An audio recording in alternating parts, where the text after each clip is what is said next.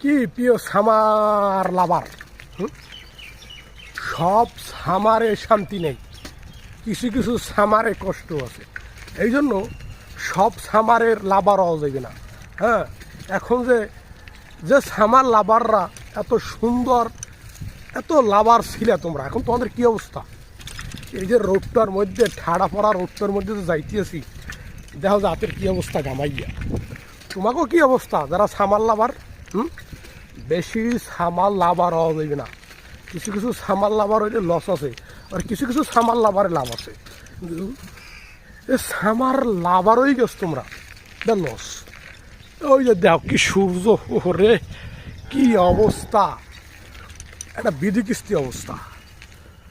এখন যদি শীত করে করে এনে হোয়াইট হয় আধা ঘন্টা, যারা সামার লাভার, যারা খুব সামার লাভার ছিল, তাইলে তোমরা বুঝতে পারতা যে আসলে সামার লাভারে লাভ নাই।